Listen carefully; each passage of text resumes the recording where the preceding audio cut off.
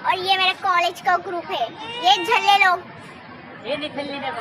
Good morning. तर आज होता माझा पेपर आणि कोकोनी मला दिलं ब्लेसिंग की मम्मा तू छान पेपर लिही वगैरे वगैरे.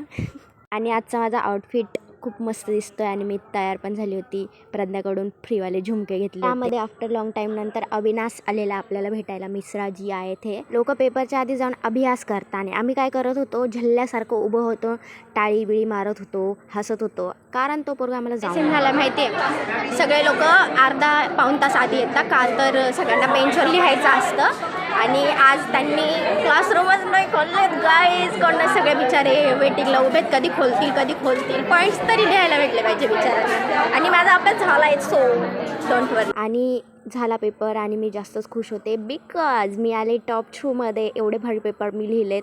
सकाळी 4 वाजता उठून अभ्यास करते, त्याच्या आदल्या दिवशी रात्रभर दिवसभर झोपून असते, बस एवढंच काम आहे, तरी पण पास होतो गाईज आम्ही.